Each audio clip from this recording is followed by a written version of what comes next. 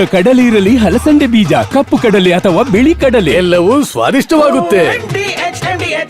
7 ಜಿಲ್ಲೆಗಳಿಗೆ ಶಾಕ್ ನೀಡಲು ಮುಂದಾದಂತಹ ಹೆಸ್ಕಾಂ ಇನ್ನು ಗಿಲ್ಲಿ ಇದ್ದಂತಹ ವೇದಿಕೆಗೆ ನುಗ್ಗಲು ಅಭಿಮಾನಿಗಳು ಯತ್ನ ಮಾಡಿದ್ದಾರೆ. ಈ ಸುದ್ದಿಯನ್ನು ನೋಡೋಣ ಸಮಗ್ರ ನ್ಯೂಸ್ ಟಾಪ್ 9ನಲ್ಲಿ.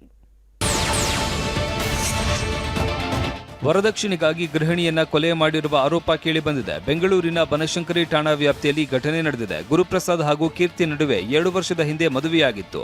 ಆದರೆ ಮದುವೆಯಲ್ಲಿ ವರದಕ್ಷಿಣೆ ನೀಡಿದ್ರು ಇನ್ನೂ ಹಣ ತರುವಂತೆ ಕಿರುಕುಳ ನೀಡ್ತಾ ಇದ್ರಂತೆ. ಬನಶಂಕರಿ ಠಾಣೆಯಲ್ಲಿ ಕೀರ್ತಿ ಪೋಷಕರು ಕೊಲೆ ಆರೋಪದ ದೂರು ನೀಡಿದ್ದಾರೆ.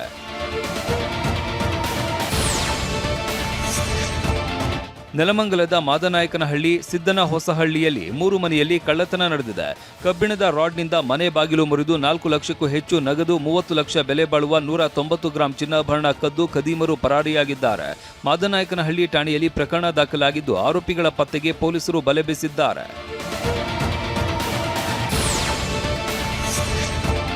ಮದ್ಯದ ಅಂಗಡಿ ಶಟರ್ ಮುರಿದು ವೈನ್ ಬಾಟಲ್ ಮತ್ತು ಹಣ ಕಳ್ಳತನ ಮಾಡಲಾಗಿದೆ. ಕಲಬುರಗಿ ಜಿಲ್ಲೆಯ ಚಿಂಚೋಳಿ ಪಟ್ಟಣದಲ್ಲಿ ಘಟನೆ ನಡೆದಿದೆ. ಚಿಂಚೋಳಿ ಪಟ್ಟಣದ ಐಶ್ವರ್ಯ ಮದ್ಯದ ಅಂಗಡಿಯಲ್ಲಿ ಶಟರ್ ಮುರಿದು ಕಳ್ಳತನ ಮಾಡಲಾಗಿದೆ. ಕಳ್ಳತನ ಮಾಡ್ತಾ ಇರುವ ವಿಡಿಯೋ ಸಿಸಿ ಕ್ಯಾಮೆರಾದಲ್ಲಿ ಸೆರೆಯಾಗಿದ್ದು ಸ್ಥಳಕ್ಕೆ ಶ್ವಾನದಳ ಹಾಗೂ ಪೊಲೀಸರು ಭೇಟಿ ನೀಡಿ ಪರಿಶೀಲನೆ ನಡೆಸಿದ್ದಾರೆ.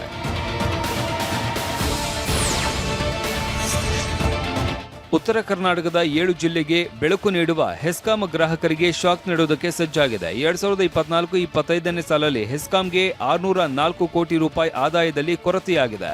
ಈ ನಷ್ಟ ಸರಿದೂಗಿಸುವುದಕ್ಕೆ ವಿದ್ಯುತ್ ಬಿಲ್ ಏರಿಕೆಗೆ ಕೆಇಆರ್ಸಿಎ ಪ್ರಸ್ತಾವನೆ ಸಲ್ಲಿಸಿದೆ. ಇದಕ್ಕೆ ಉತ್ತರ ಕರ್ನಾಟಕ ಚೇಂಬರ್ ಆಫ್ ಕಾಮರ್ಸ್ ವಿರೋಧ ವ್ಯಕ್ತಪಡಿಸಿದೆ. ಫೆಬ್ರವರಿ 4ರವರೆಗೆ ಆಕ್ಷೇಪಣೆ ಸಲ್ಲಿಸುವುದಕ್ಕೆ ಅವಕಾಶ ಇದೆ.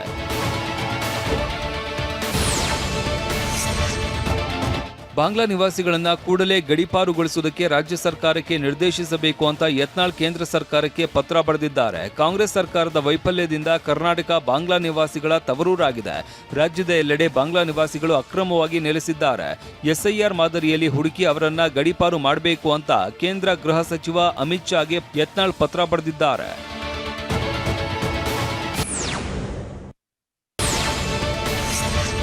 ಸಮುದ್ರದಲ್ಲಿ ಮುಳುಗ್ತಾ ಇದ್ದ 3 ಪ್ರವಾಸಿಗರನ್ನ ರೋಚಕವಾಗಿ ರಕ್ಷಣೆ ಮಾಡಲಾಗಿದೆ. ಉತ್ತರ ಕನ್ನಡ ಜಿಲ್ಲೆಯ ಕುಮಟಾ ತಾಲೂಕಿನ ಗೋಕರ್ಣದ ಮೇನ್ ಬೀಚ್ನಲ್ಲಿ ಘಟನೆ ನಡೆದಿದೆ. 21 ಜನರ ತಂಡ ಗೋಕರ್ಣಕ್ಕೆ ಪ್ರವಾಸಕ್ಕೆ ಬಂದಿದ್ದಾಗ ಅವಘಡ ನಡೆದಿದೆ. ಸಮುದ್ರದಲ್ಲಿ ಮುಳುಗ್ತಾ ಇದ್ದ ಚಿತ್ರದುರ್ಗ ಜಿಲ್ಲೆಯ ಮನು, ಶಿವು ಮತ್ತು ಕಿರಣ್ ನನ್ನ ಲೈಫ್ ಗಾರ್ಡ್ಗಳು ಬಚಾವ್ ಮಾಡಿದ್ದಾರೆ. ದಾವಣಗೆರೆಯಲ್ಲಿ ಕಾರು ಅಡ್ಡಗಟ್ಟಿ ಮೊಬೈಲ್ ಹಣ ಸುಲಿಗೆ ಮಾಡಿದ್ದ ಆರೋಪಿಗಳನ್ನ ಕೆಟಿಜೆ ನಗರ ಪೊಲೀಸರು ಬಂಧಿಸಿದ್ದಾರೆ. ಜನವರಿ 22ರಂದು ಡಿಸಿಎಂ ಸರ್ಕಲ್ ಬಳಿ ದಯಾನಂದ ಕಿವಡಣ್ಣನವರ ಕಾರು ಅಡ್ಡಗಟ್ಟಿ ಹಲ್ಲೆ ಮಾಡಿ ಮೊಬೈಲ್, 2,000 ರೂಪಾಯಿ ನಗದು, ಕಾರಿನ ಡ್ಯಾಶ್ ಬೋರ್ಡ್ ಕ್ಯಾಮೆರಾ ಕಿತ್ಕೊಂಡು ಪರಾರಿಯಾಗಿದ್ರು. ಇದೀಗ ಭರತ್ ಹಾಗೂ ಅಪ್ರಾಪ್ತ ಬಾಲಕನನ್ನ ಬಂಧಿಸಿರುವ ಪೊಲೀಸರು ಮೊಬೈಲ್, ನಗದು, ಬೈಕನ್ನ ವಶಕ್ಕೆ ಪಡೆದಿದ್ದಾರೆ. ಸಿಎಂ ಆರ್ಥಿಕ ಸಲಹೆಗಾರ ಬಸವರಾಜ ರಾಯರೆಡ್ಡಿಗೆ ಕಲ್ಲೆಸೆದಿದ್ದ ಬಸವರ ಮಡಿವಾಳರ ವಿರುದ್ಧ ಕೇಸ್ ದಾಖಲಿಸಲಾಗಿದೆ. ಮೊನ್ನೆ ಕೊಪ್ಪಳ ಜಿಲ್ಲೆಯ ಕುಕನೂರು ತಾಲೂಕಿನ ಬೆಣಕಲ್ ಗ್ರಾಮದ ಜನಸಂಪರ್ಕ ಸಭೆಯಲ್ಲಿ ರಾಯರೆಡ್ಡಿಗೆ ಕಲ್ಲು ಎಸೆಯಲಾಗಿತ್ತು.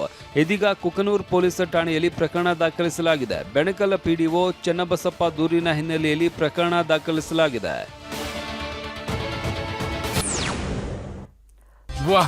ಯಾಕೆ ಈಗ ಬಂತ ಸ್ವಾದ? ಖಂಡಿತ ಈಗ ಬಂತು ಅಸಲಿ ಸ್ವಾದ. MDH chunky chaat masala life ಅಲ್ಲಿ ಅಸಲಿ ಸ್ವಾದ ತರುತ್ತೆ. ಅಸಲಿ ಮಸಾಲ, ಎಸ್ ಎಸ್ MDH.